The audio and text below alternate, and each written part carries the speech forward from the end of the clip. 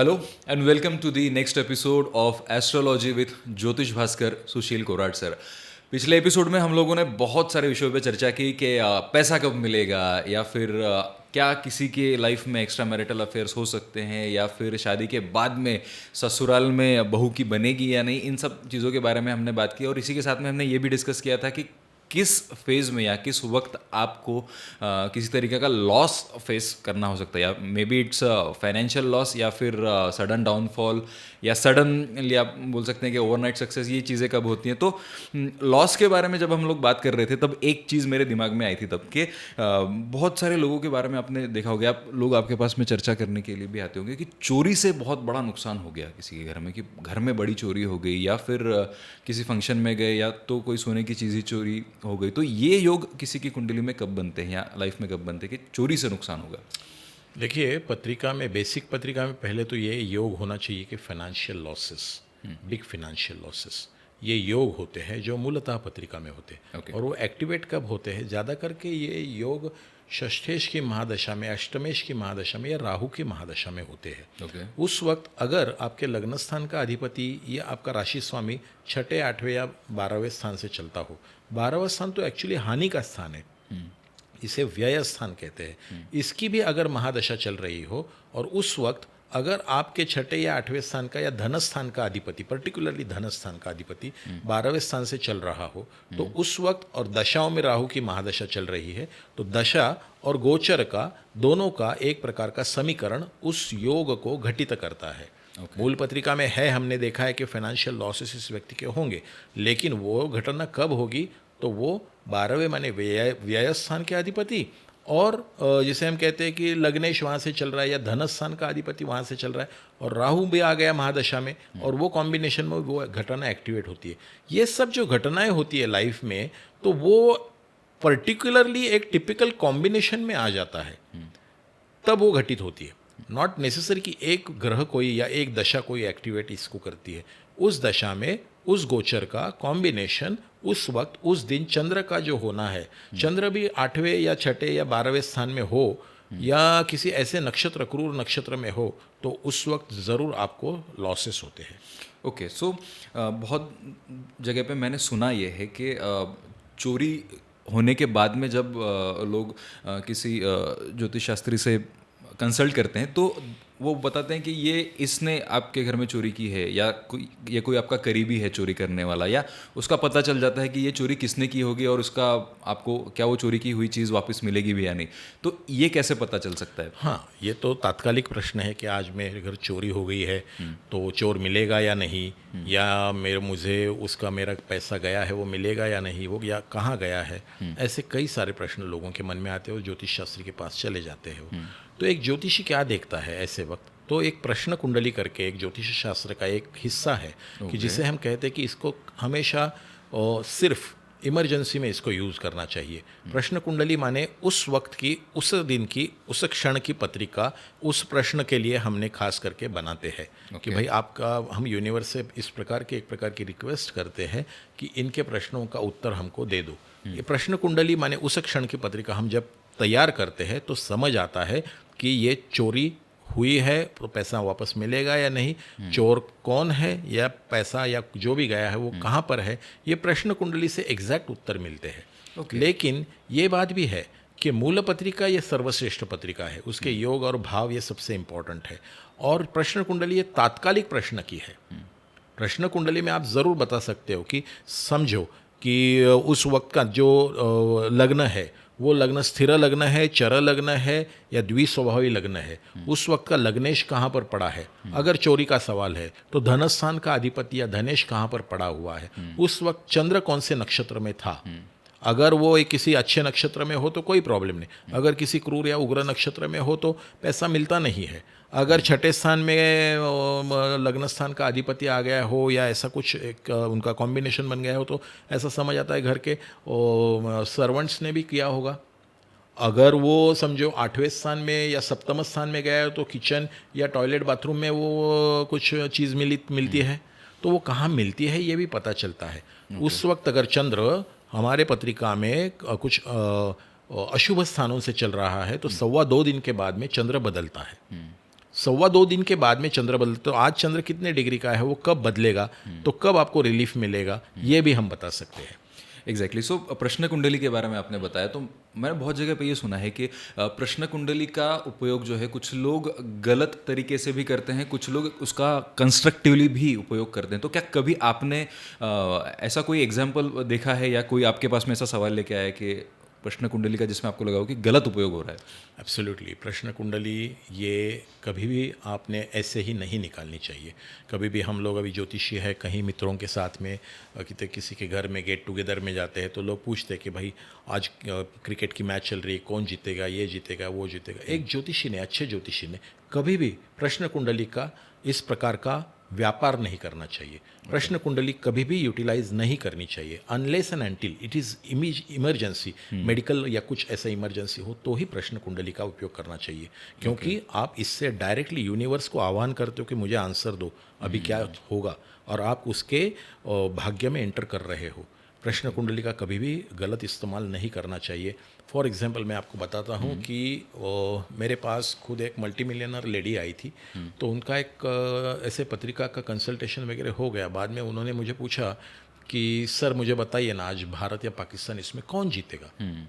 मुझे लगा ये ऐसे ही ये खास करके पूछ रही है, तो मैंने कहा भारत जीतेगा। Cricket fan. तो उन्होंने कहा नहीं नहीं सर, मुझे आप प्रश्न कुंडली डाल के बताइए ना, देखते हैं आपका। तो मैंने कहा ठीक है, मैंने ऐसे ही मजाक में वो निकाला और मैंने कह दिया भारत जीत गया। एंड नेक्स्ट डे उनका फ़ोन आ गया कि सर आपने जो बोला वैसे ही हुआ और आज मुझे बहुत अच्छा लाभ हुआ है, आज मुझे इतना इतना प्रॉफिट हो गया है।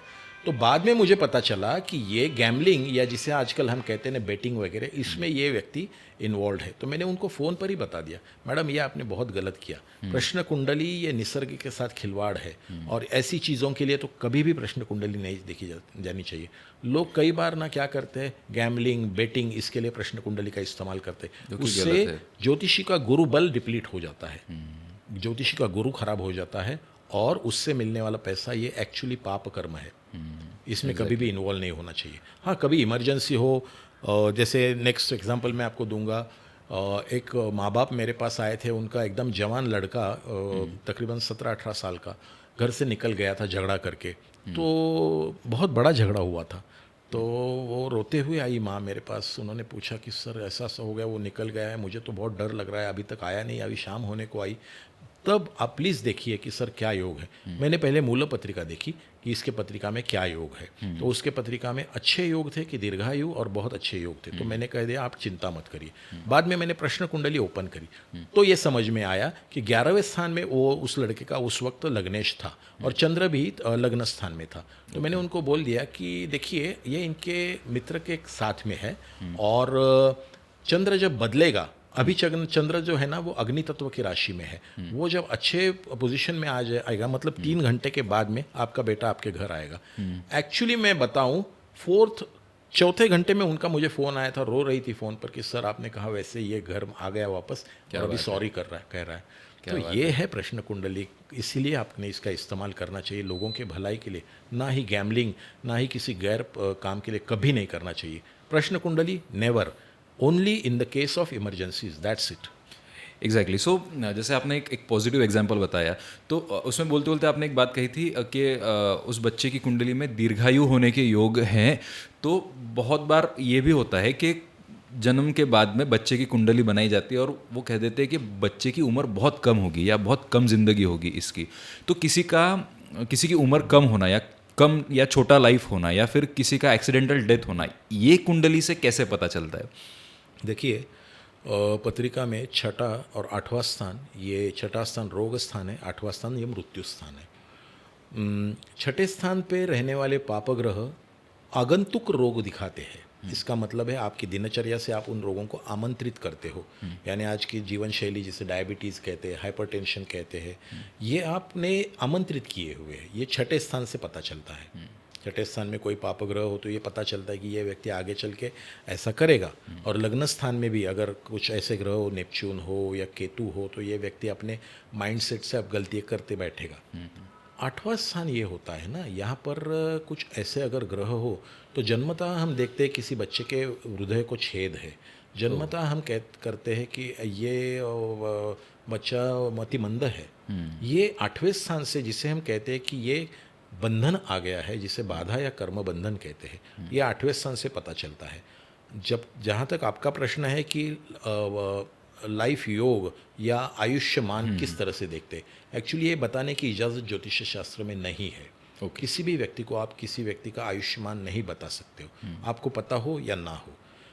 जानकारी के लिए मैं बता दूं, अगर 8वें स्थान का अधिपति लग्न स्थान में हो या लग्न स्थान का अधिपति 8वें स्थान में, मैं हमेशा मेरे जो चैनल देखते हैं लोग, ये इनको मैं हमेशा कहता हूँ, लग्न स्थान ये बहुत इम्पॉर्टेंट है। लग्न स्थान इसका मतलब पत्रिका का प्रथम स्थान, ये आपका कर्म बंधन है। अगर लग्न स्थान का अधिपति 8वें स्थान में हो और 8वें स्थान का अधिपति 12वें स्थान में या लग्न स्थान में हो, तो एक प्रकार का ऐसा योग होता है कि इल हेल्थ, ओके, आरोग्य के लिए अच्छा नहीं है। मतलब कुछ ना कुछ चलता रहेगा, जी, बीमारियां चलती रहेगी। जी, ओके, कुछ बड़ी बीमारियां बिल्कुल होती है। ऑफ कोर्स इसका मतलब ये नहीं कि सबके साथ ये होगा। इसके लिए कॉम्बिनेशंस क्या होते हैं, वो ग्रह वक्री है क्या, वो पाप नक्षत्र में है क्या, क्रूर नक्षत्र में है क्या, उसके कॉम्बिनेशंस कुछ इस तरह बने हुए हैं क्या, ये भी देखना पड़ता है।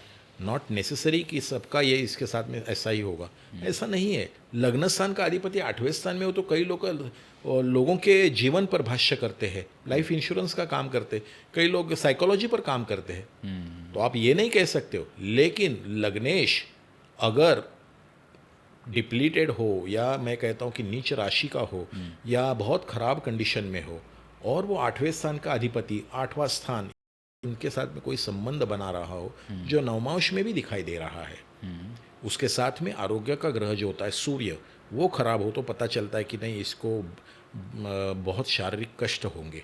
ओके, लग्नेश राशि स्वामी लग्नेश अगर 6ठे स्थान में हो तो हमेशा बीमारियों का सामना करना पड़ता है। छोटी मोटी बीमारियां जो पेट से जुड़ी होती है, या जिसे लॉन्ग टर्म बीमारियां कहते हैं। 8वें स्थान से तो long term diseases in the latter part of life ये भी दिखा जाता है। ओके, अभी एक किस्सा ऐसा होता है कि 6ठे स्थान का अधिपति, रोग स्थान का अधिपति 8वें स्थान में पड़ा है, या 8वें स्थान का अधिपति 6ठे स्थान में पड़ा है। ये भी कॉम्बिनेशन अच्छा नहीं है। 6th, 8th and 12th house of the horoscope are looked as they for your health, good health conditions. इसके लिए इसका अभ्यास किया जाता है। ओके, समझे। सो जैसे आपने उम्र के बारे में बताया, तो बहुत जगह पे ये भी देखा जाता है कि कुछ लोगों की दीर्घायु तो होती है कि बहुत लंबी आयु है, लेकिन आखिर तक कुछ ना कुछ शारीरिक दिक्कतें, जैसे आपने बताया, कि वो होती रहती हैं। तो ये भी बहुत पहले पता चल सकता है, क्योंकि जैसे मैंने बहुत ऐसे लोग देखे हैं कि जो लाइफ तो ही is at 80-85 years of the age, but उनके घर वाले भी बोलते हैं कि यार इनको ना पहले से ही ये बीमारी है, but still he is living. तो ये कैसे पता चलता है? क्या होता है, पत्रिका के जो केंद्र स्थान होते हैं 1, 4, 7 और 10, ये केंद्र स्थान है, जिसे आप वैसे भी कह सकते हो धर्म अर्थ काम मोक्ष। 1, 4, 7, 10 ये संपात बिंदु है। ये सबसे स्ट्रॉन्गेस्ट पॉइंट होते हैं। प्रथम स्थान ये आपका रोग प्रतिकारक क्षमता दिखाता है, चतुर्थ स्थान सुख स्थान, सप्तम स्थान भार्या स्थान, दशम स्थान कर्म स्थान, ये आपके लाइफ है सब कुछ। इसमें अगर कोई शुभ ग्रह हो, माने इसमें सूर्य हो, इसमें गुरु हो, उच्च गुरु हो, इसमें अगर उच्च शुक्र हो और उच्च मंगल हो, तो ये व्यक्ति लाइफ स्पैन कैसा रहता है, फुल रहता है। Okay, that is sorted. But again 6th house से 8th हाउस में ऐसे कुछ ग्रह पड़े हो कि जो बहुत खराब है, तो फिर क्या होता है कि ऐसे व्यक्तियों को बीमारियों का सामना करना पड़ता है। मैं हमेशा ये कहता हूँ कि भाई ये पत्रिका में दिखाई देता है क्या, लेकिन ये जन्म से एक्टिवेट होता है? नो, उसके लिए उसकी दशा चलनी चाहिए। 6ठे, 8वें या 12वें स्थान की अगर महादशा चलती हो तो उस वक्त ये होता है। राहु की महादशा चलती हो तो उस वक्त ये होता है। शनि का भ्रमण अगर 6ठे या 8वें स्थान से हो तो उनको तकलीफ होता है।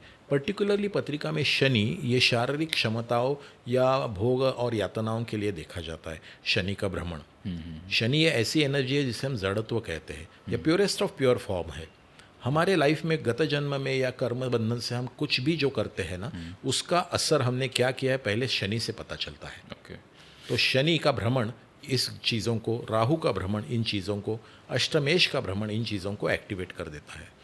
ओके, सो ये हम लोग ने तो जैसा हेल्थ के बारे में हेल्थ के बारे में हम लोग ने अभी बात की, और इसके अलावा मेंटल हेल्थ को ज़्यादा अफेक्ट करने वाले भी कुछ फैक्टर्स होते हैं लाइफ में, कि जैसे किसी के यहाँ पे ना पैसा तो बहुत है, बहुत ज़्यादा पैसा पुरखों ने कमा के रखा है, लेकिन अभी की जो पीढ़ी है इसमें जो भाई बहन है इनके आपस में झगड़े होते रहते हैं पुश्तैनी ज़मीन को लेकर के, और किसी के हिस्से में भी वो मतलब कोई खुश नहीं रहता इतना सब कुछ मिलने के बाद में भी। तो क्या पता चल सकता है क्या कि किसी को पुश्तैनी प्रॉपर्टी मिलेगी या एंसेस्ट्रल प्रॉपर्टी का लाभ होगा किसी को, ये कैसे पता चलता है? बिल्कुल।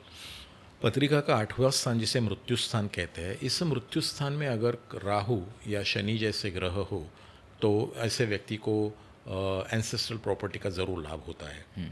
पत्रिका में चतुर्थ स्थान में अगर पाप ग्रह बैठे हो तो घर में हमेशा झगड़े होते रहते हैं। पर्टिकुलरली चतुर्थ स्थान में राहु, हर्षल या शनि जैसे ग्रह हो तो प्रॉपर्टी से झगड़े होते हैं। अगर मंगल पत्रिका में खराब हो तो प्रॉपर्टी से वक्री हो तो प्रॉपर्टी के झगड़े होते भाई बहनों में। लेकिन जिनके पत्रिका में ये योग नहीं है उनके लिए भाई बहनों का झगड़ा भी नहीं होता है और everything can be sorted out easily. ये चीज़ें होती है हम आपके हमारे कर्म बंधन से। मैं वही कहता हूँ पत्रिका ये कर्म बंधन है, यहाँ पर हमको इजीली पता चलता है कि आपको वो सुख मिलेगा या नहीं मिलेगा। कब मिलेगा ये बात अलग है, वो हम दशाओं से जाएंगे, दशा और गोचरों से जाएंगे कि भाई इसके बाद में आपको ये मिलेगा। लेकिन बेसिकली अगर चतुर्थ स्थान पापग्रह दोषयुक्त हो तो आपको बहुत कठिनाइयों का सामना करना पड़ता है। और उससे उल्टा अगर चतुर्थ स्थान में शुक्र हो, गुरु हो या चतुर्थ स्थान में आपको अच्छे प्लैनेट्स हो जैसे कहते हैं चंद्र हो तो बहुत अच्छा लाभ मिलता है। ओके सो इसी का एक अगला स्टेप ये भी होता है कि बहुत बार ना ये जो एंसेस्ट्रल प्रॉपर्टी के झगड़े हैं ये कोर्ट तक चले जाते हैं। तो क्या जिंदगी भर कोर्ट कचहरी के चक्कर लगाना ये भी कुंडली से पता चलता है? हाँ, क्यों नहीं। कुंडली में क्या होता है, शनि ये न्याय का कारक ग्रह है। प्रत्येक ग्रह को एक कार्य दिया हुआ है या उसके लिए वो एनर्जी का अभ्यास किया जाता है, ऐसे हम कहेंगे।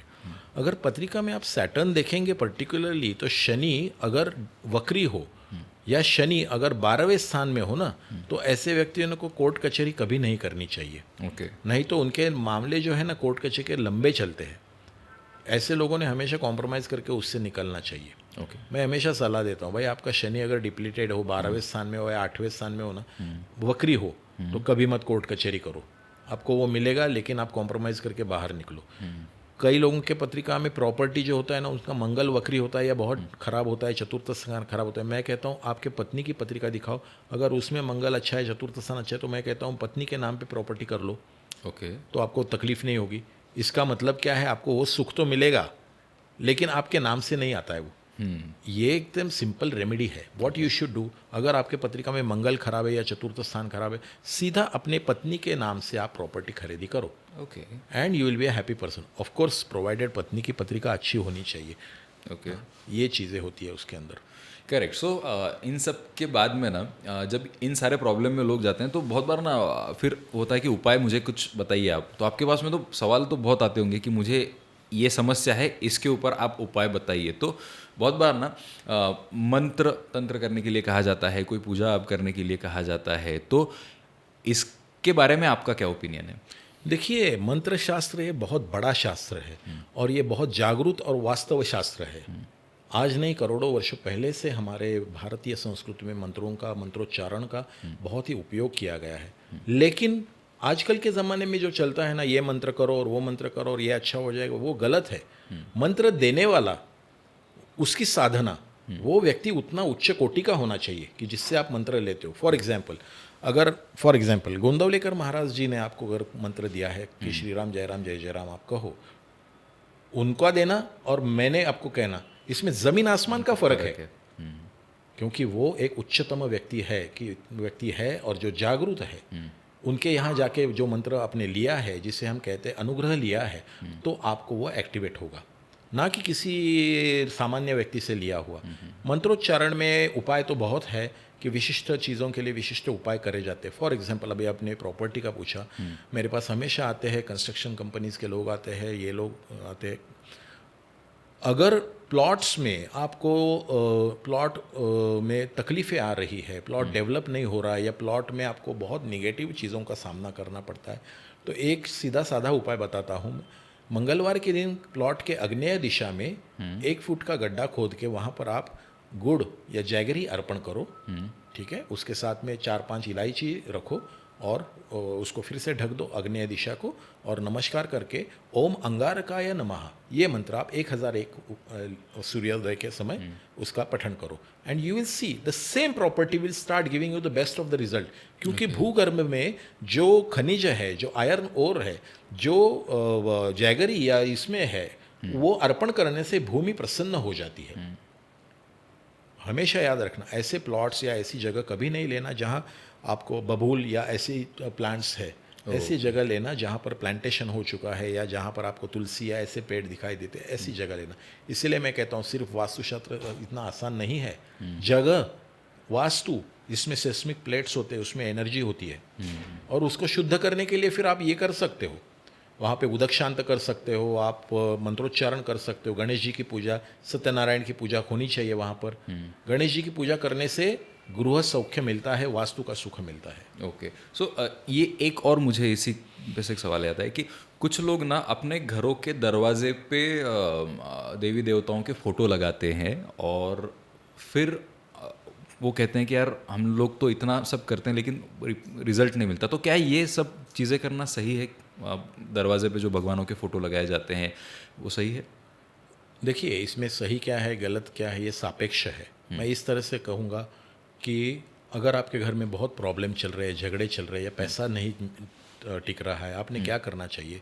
सिंपल उपाय अगर चाहिए आपको तो मैं एक उपाय बताता हूँ आपको कि आपने पंचमुखी हनुमान जी का फोटो लेके घर के अंदर, हाँ, बाहर नहीं, दरवाजे पे नहीं, घर के अंदर उत्तर दिशा की ओर पीठ और दक्षिण दिशा की ओर मुंह, इस तरह से रखना चाहिए। वो भी एक लकड़ी के बेंच पे रखना चाहिए जहाँ आप लाल रंग का चद्दर बिछाओ, उसके ऊपर उसको रखो। रोज शाम को दिया जला के हनुमान चालीसा का पठन करो। पंचमुखी हनुमान खास करके पंच महाभूतों पर उसका असर होता है। एनर्जी को आप इनवाइट करते हो दिल से। हनुमान चालीसा के 40 जो लाइन है इसमें एक मंडल है, इसको आप क्रिएट करते हो। आप पूर्ण श्रद्धा से अगर किसी भी चीज़ को, पत्थर को भी आप एक्टिवेट कर सकते हो if you manifest. It's art of manifestation. भगवान को भी आप मैनिफेस्ट करके उसको जागरूक कर सकते हो। जैसे मैं कहता हूँ, हम घर में जब गणेश जी की प्रतिष्ठापना करते हैं तो उनके हृदय को हाथ लगा के हम मंत्र कहते हैं, उनको आवाहन करते हैं। तो प्रतिष्ठापना ये विधि अलग है। बाद में मैं ये कहता हूँ आप पूजा पाठ करते रहो, ये करते रहो, लेकिन आपने उनको आवाहन करना है, जागरूक आवाहन करना है, तो वो एक्टिवेट हो जाते हैं। एग्जैक्टली, मतलब खाली फोटो लगा के कुछ नहीं होने वाला है। घर के बाहर तो नहीं लगाना चाहिए, मेरा पर्सनल ओपिनियन है। आपको पूजा का घर है, ईशान्य दिशा में आप रखो उनको और पूजा पाठ करो। घर के बाहर रखना ये मुझे खुद पसंद नहीं है। आप उनको भगवान मानते हो और उन्हीं को आप घर के बाहर रख रहे हो, ये मुझे भी थोड़ा हर एक व्यक्ति का अपना एक नजरिया होता है कि हमारी रक्षा ये भगवान करता है। भगवान आपकी रक्षा नहीं, आप खुद अपनी रक्षा करते हो। भगवान ये एनर्जी है जिसको इन्वाइट करना है, आपने आकृष्ट करना है आपके वर्तन से, आपके कर्म से। भगवान कहीं बाहर नहीं, आपके अंदर है, आपको उसको मैनिफेस्ट करना है। एग्जैक्टली। सो बहुत सारी चीज़ें जो हैं या फिर बहुत सारे प्रॉब्लम्स जो है वो आप अपने बिहेवियर को, अपनी साइकोलॉजी को या फिर अपने थॉट प्रोसेस को चेंज करके आप उन प्रॉब्लम्स से निकल सकते हो। या फिर आई वुड से कि सही मूवमेंट पे सही अमाउंट में पेशेंस रखना भी बहुत सारे प्रॉब्लम से आपको निकाल सकता है, राइट? नहीं, बरोबर है। और कुछ आप इस तरह से काम कर सकते हो कि घर में स्वच्छता रखो, घर में सूर्य प्रकाश आना चाहिए, घर में हवा आनी चाहिए, घर में आप दिया जलाओ, घर में आप सुगंधी धूप या कुछ ऐसी चीज़ें जलाओ। आप घर में पोंछा करते वक्त थोड़ा सा रॉक सॉल्ट का उपयोग कर लो। घर में सुगंध होना चाहिए, घर में प्रसन्नता होनी चाहिए। ये करने से आप क्या कर रहे हो? आप बन गए हो। You have manifested that I am a beautiful person and I have created the beauty in the universe, and it comes into you automatically. जैसे आप रहोगे, आप निराशा में रहोगे, घर का बंद करके रखोगे, अंधेरे में रहोगे, घर में को झगड़े चलते रहते हैं, घर में बहुत प्रॉब्लम्स होते हैं। आप जैसे वातावरण बनोगे, सृष्टि उस तरह से आपको ब्लेस करना स्टार्ट कर देती है। Change your behaviour pattern, change your thoughts and change your universe. Correct. So आप आपके प्रॉब्लम से बाहर अगर आपको आना है तो आपको खुद को ही उसके ऊपर एक्ट करना पड़ेगा और आपके सराउंडिंग्स को उतना पॉजिटिव बनाना पड़ेगा। Then only you can manifest all these things. So I think कि प्रॉब्लम्स के बारे में तो हम लोग बहुत सारी चर्चा कर ही सकते हैं, लेकिन उसके सॉल्यूशंस आपके पास ही है और आप भी उन प्रॉब्लम से अपने आप को निकाल सकते हो. So all that lies with in you. So I think हम लोग ने बहुत सारी बातें आज कर ली है, तो हम लोग आज के लिए one simple thought I would like to add, आपको जो भी करना है घर के अंदर, जो प्रयोग करने हैं, जो आप उपाय मुझे पूछा इसलिए मैं बोल रहा हूँ, तो ये आप पानी पर संस्कार कर सकते हो. आप घर में जब सुबह पानी भरते हो तो उस पानी में अगर मैनिफेस्ट करो, अच्छे मंत्रोच्चारण का उपयोग, जो अपने मंत्रोच्चार कहे, मंत्रोच्चारण करो और पानी में गायत्री मंत्र या गणेश जी का मंत्र करके पानी भरो, तो वो पानी अमृत बन जाता है. करेक्ट. वो घर के लोगों को पीने को दो, तो आप देखोगे घर के लोगों की हेल्थ अच्छी होनी स्टार्ट हो जाएगी. पानी ये सबसे ऐसा तत्व है पृथ्वी पर कि जो एक्टिवेट करने से हम हमारे बहुत सारी चीज़ें मैनिफेस्ट कर सकते हैं. क्या तो पानी पर संस्कार करना, लड़की महिलाओं को गर्भ पर संस्कार करना, ये अच्छी संतति पैदा कर देता है. क्या बात है. सो बेसिकली पंचतत्वों में ही सारे प्रॉब्लम्स का सॉल्यूशन है. परफेक्ट. सो प्रॉब्लम्स के बारे में तो बात होती है, लेकिन सॉल्यूशंस के बारे में ऐसा होता है कि बहुत लोग सॉल्यूशन सुनते हैं, लेकिन इम्प्लीमेंटेशन में कंसिस्टेंसी ज़्यादा ज़रूरी होती है. Then only you can get the results, is what I feel. So consistency is the की.